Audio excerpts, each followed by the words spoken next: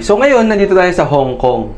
And isa sa mga bagay na dapat inuuna natin na i-book ay ang ating hotel. Maraming discounts ang makukuha kapag ikaw ay nakapag-book ng mas maaga. Hindi ka na mangangarag, hindi ka na maghahanap last minute. Mapag-aaralan mo pa kung ano ba ang mas malapit ba ito sa public transportation, meron ka bang pwedeng mabilhan ng mga pagkain. But right now, bigyan ko muna kayo ng room tour ng hotel na nakuha namin dito sa Hong Kong.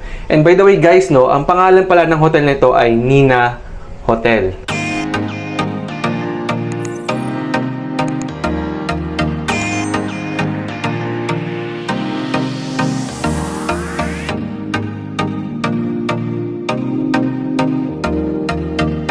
Hi guys! Good morning and welcome again to our YouTube channel. So, today is a Saturday and it's our first, official day dito sa Hong Kong. And kung nakikita ninyo, yung background ko is our hotel which is Nina Hotel. Okay, so ayan.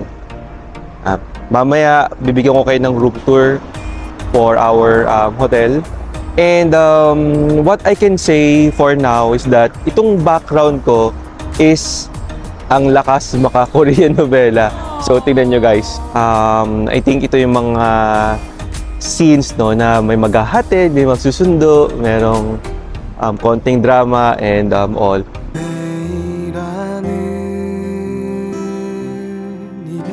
So libot ko muna kayo dito sa tatawag natin neighborhood ng Nina Hotel. And this will be our hotel for the next 7 days or 6 days, roughly like that, And tamang-tama, dahil itong hotel na to ay nakalocate in one of the most, I think, busiest location within the Causeway Bay.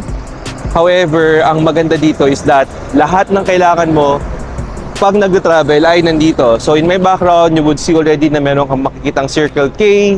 Last night, pumunta na rin kami sa may McDonald's and I think that's one of the normally na pinupuntahan kasi may kasama kaming mga bata. And over there, kung di ako nagkakamali, makikita din natin doon yung supermarket.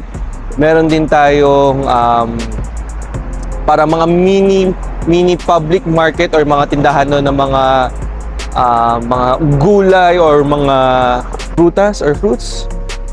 I think over there, meron ding Starbucks or meron ding coffee shop, meron ding Cafe de Coral, and a lot more. Okay, so ngayon, tignan na natin, lakad lang tayo sandali before tayo bumili ng breakfast para pakita ko lang sa inyo yung neighborhood na nakita namin dito or tinitira namin na hotel sa Hong Kong. Let's go! Okay. So, ngayon, nandito na sa kabilang side. Babalikan natin to guys, itong Circle K kasi dyan tayo bibili ng ating breakfast. Okay.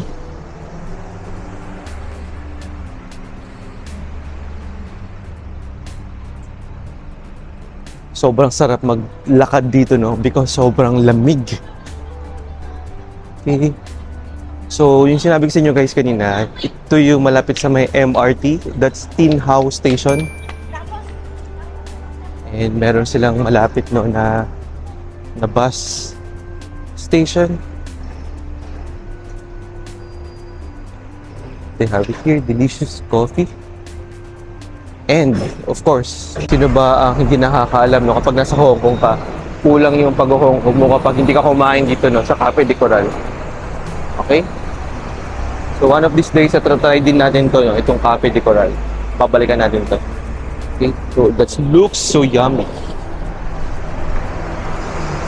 Okay? Diba? Sobrang... So this is a, some sort of like sana meron din tayong ganito sa Pilipinas na sobrang lamig, sobrang linis, sobrang aliwalas na mga locations. Pero of course, kaya ka nga nag-ibang bansa para maranasan lang natin tong ganito. Okay, so of course we have Starbucks.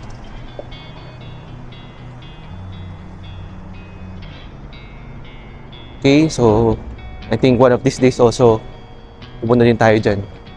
Marketplace. So, dito lang yan guys, no? Sa Tin Hau Temple Road. Okay?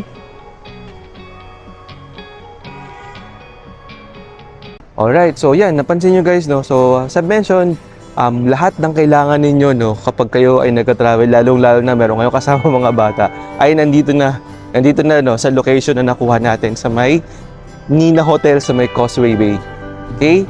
So, because, sabi ko nga sa inyo, no, isa sa mga laging pinupuntahan sa pagka-travel is yung mga tinuro ko sa inyo, like convenience store, supermarket, McDonald's, dahil na yung fast food, bus stations, MRT, no? So, ayan, wala ka nang hahanapin pa.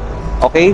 So, because mag-stay tayo dito ng around mga 6 days or 7 days, bibigyan pa rin namin kayo, no, ng pagkakataon para mapuntahan pa kung ano pa yung mga iba't ibang lugar dito at malapit lang sa aming hotel sa Nina Hotel, Hong Kong.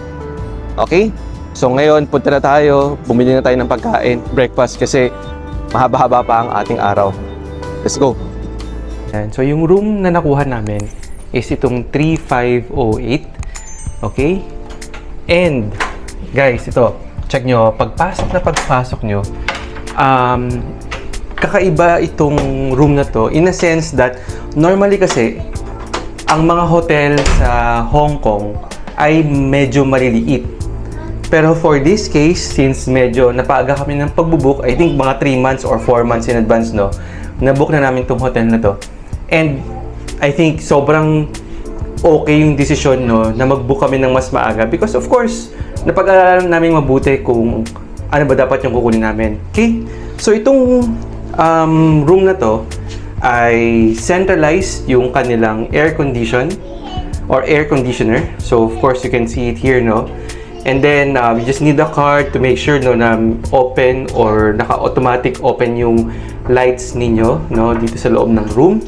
Okay, it also has a button whereas pwede mong sabihin, no, na linisin yung kwarto or wag linisin yung kwarto or do not disturb. Okay? So on the left side, makikita natin, no, meron tayong maluwag na closet. Okay, so hindi ko napapakita yung loob, guys, no, because nakalagay na kasi yung mga gamit namin. Okay, and meron din siyang safe. So again, kung meron kayong mga imported documents or yung medyo sabihin natin na hindi dapat dinadala every time na maglalakad tayo or magka-travel tayo, huwag na natin siyang dalhin. Pwede natin siyang ilagay sa loob ng safe. So yung bed na nakuha namin is so spacious. It's actually a king size bed because both 4 of us ay nagsishare sa bed na to. So I have a 4-year-old and I have a 5-year-old kid, no? And kasyang-kasya kami sa bed na to. Okay, so similarly, meron din siyang master's switch.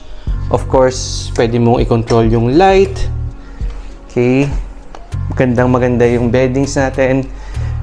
Meron din silang free bottled water kapag kayo ay, of course, nag-check-in. So, kasama na sa binayaran ninyo. Meron din silang free coffee, free teas na pwedeng yung kunin because again, free nga siya, no? So, kasama na yun sa binayaran ninyo. Okay, this room also comes with a free, not free. This room comes also with a refrigerator. So, kung meron kayong mga biniling fresh items, ayan, pwede nyo siyang ilagay dyan. Okay, so, with the advent of the pandemic, nauso yung mga air purifier. So, nagulat lang kami, guys, no, na merong air purifier sa loob ng room. And you can actually control it based on your need, no? Pwedeng high, medium, low, or even auto. So, again, it's an air purifier and I guess it's also a parang ionic whatever, parang ionic siya na purifier. Okay, so it provides ion, something like that. Okay? And meron siyang 1 table and 2 chairs. So kasama yan, no, sa binook natin. So nakuha nating room. Of course, the lightings are also equally good. And what's stunning about this room is that yan, kitang-kita mo ang buong Hong Kong. Look at this, guys. Ayan. So that's actually the view from our hotel.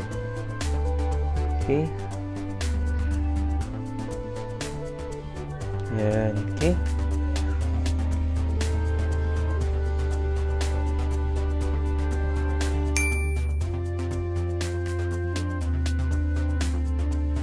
Okay, ayan. So, tingnan naman natin guys yung toilet or yung restroom no, sa hotel na nakuha natin. There you go. So, ayan. Meron kang makikita no, na bathtub.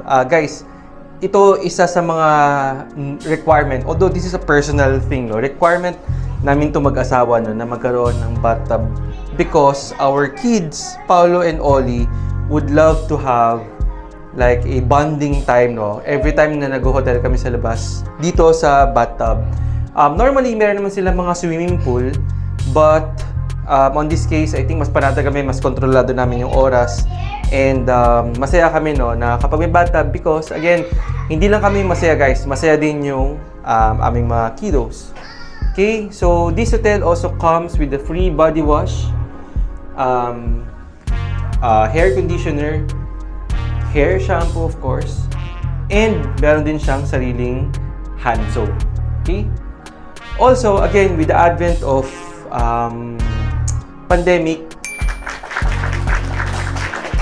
meron na rin silang libre no, na I think on our side para siyang disinfectant spray o para mga Lysol.